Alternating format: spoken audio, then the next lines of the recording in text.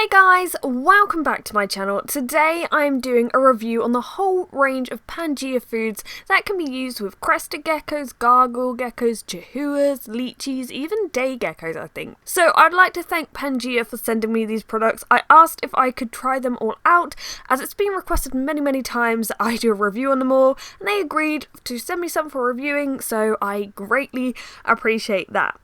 So at first, I thought it'd be so cool if I made up a small sample of each of the diets, put my geckos in front of them and see what they went for first, what really appealed to them.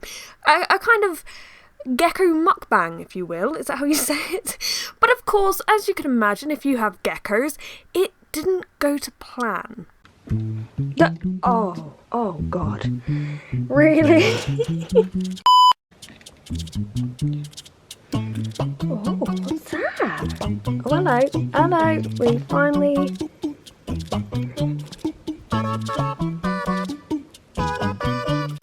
So I decided to go back to basics and try each flavour over a period of time and see what they thought of them. So let's look at our first flavour. Watermelon and mango. Now I've actually done a separate review on this before because Lyra kind of loves it. Yeah, she goes super crazy about it. Drogo is also a fan. I think the thing with this particular flavour is its smell. Even as a human, I kind of want to eat it. And I think the scent really attracts the geckos. Like as soon as they smell that come into their tank, they go crazy. And it's definitely my go-to food if my geckos are being picky. Next we have banana and apricot. Now this flavour I originally got about 2 years ago to try alongside watermelon and mango.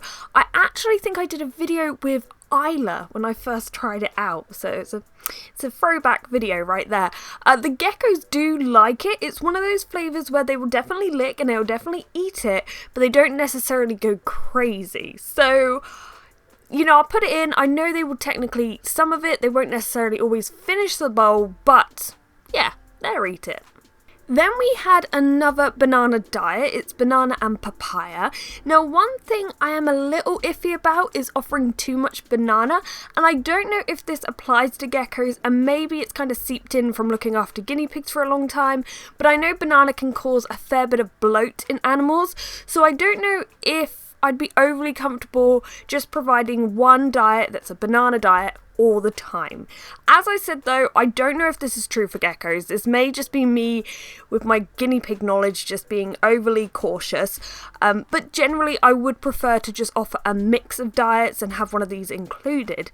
Now with banana and papaya, I found Drogo's first reaction was to lick it and eat it, and he seemed pretty happy with it. Not overly crazy, but happy.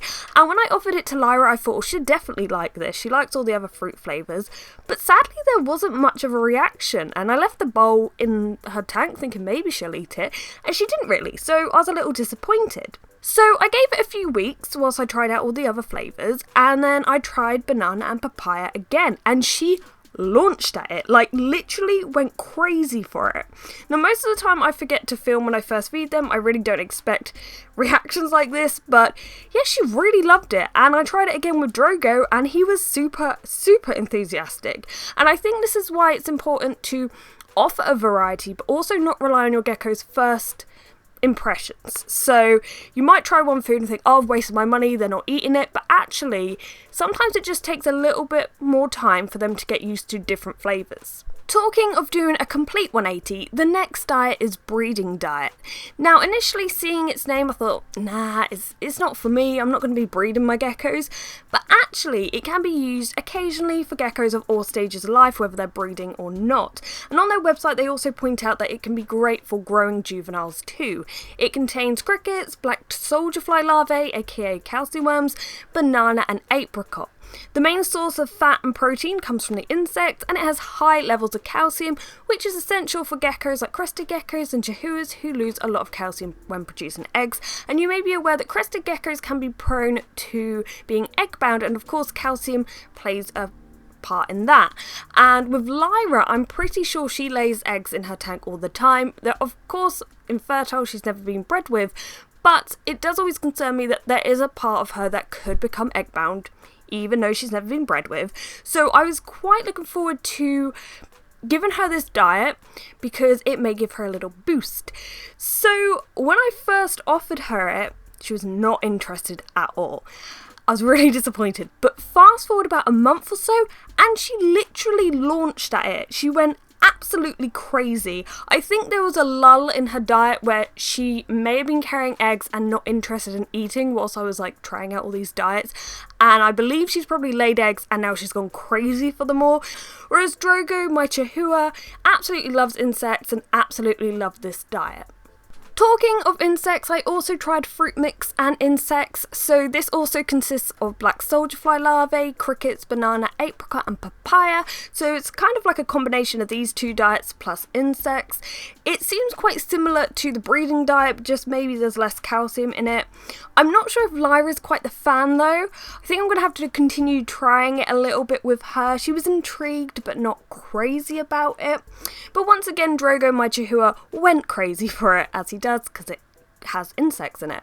I would say if you're having trouble getting insects into your gecko, then maybe try this or the breeding formula. But equally, don't forget to also try them with real live moving prey, because that is fantastic enrichment for them to have to just go chase and hunt down their food like they would in the wild.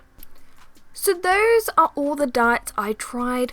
What did I think overall? So from reading their website, which I will link below, I think it's very good that they tell you how often to provide the food, which stages in life these diets are best for, and explain what each diet contains, like they use real fruit and real insects, and that it takes up a large portion of the overall makeup of the diet. One thing I will say is I wish they did the same diets but free of synthetic D3.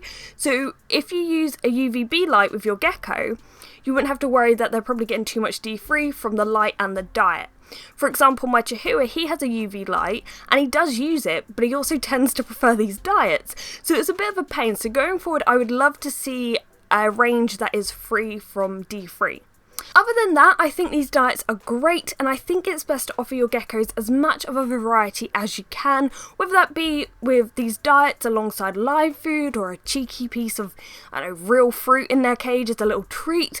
I think it's just more interesting for your geckos to have a variety. And as I said before, if you're finding that your gecko is struggling to eat insects or even struggling to grow, we see a lot of stunted growth in crested geckos in particular, try the breeding formula. That may actually help. So I hope this video has helped and given you an idea of what your gecko may like, though don't forget every gecko is different, so you may get different results. Do this little poll over here, and if you've tried these flavours, which one does your geckos like best? But thank you to Pangea for providing me with these diets, and thank you to you for watching. If you haven't already, please subscribe. But thank you and goodbye. Oh. Lyra! Don't poop! Don't poop on my top, please!